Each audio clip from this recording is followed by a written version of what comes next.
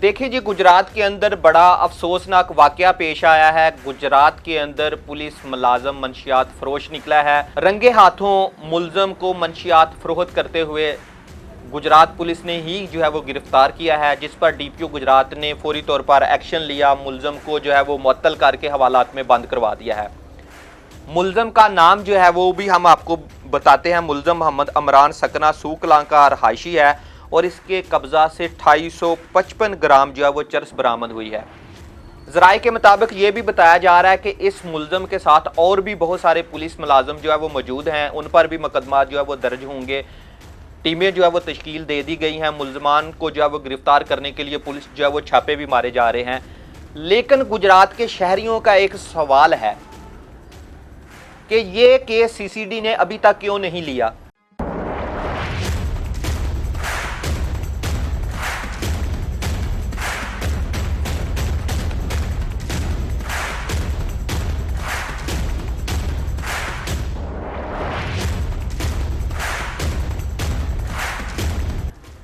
क्या ये case CCD के लिए चैलेंज है? सीसीडी को इस केस को लेना चाहिए। आप लोगों ने देखा कि गुजरात के नहीं बल्कि पूरे पंजाब के अंदर जो मंशियात फरोशों के खिलाफ सीसीडी ने क्रैकडाउन किया, बहुत से पुलिस मुकाबले हुए, बहुत सारे मंशियात फरोश जो हैं वो मारे गए हैं। लेकिन गुजरात के अंदर आप देखना ये है कि पेटी बाई को पुलिस जो है वो बचाने में कामयाब होती है या ये भी केस जो है वो सीसीडी को दे दिया जाता है।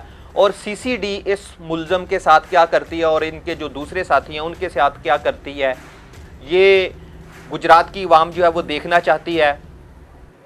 और गुजरात के शहरियों ने मुतालबा भी किया है सीसीडी के इंचार्ज हेल जफर चट्ठा से कि खुदारा आप देखें कि जिस मुल्क की, जिस शहर की पुलिस मंशियात फरोश हो और उसकी अवाम पर उसका असर क्या जाएगा। इस केस को जो है वो टेस्ट के तौर पर लेना चाहिए और इस मुलजम को भी और इसके साथ जो भी साथी हैं इनके, उनको भी कैफरे किरदार तक पहुंचाना चाहिए।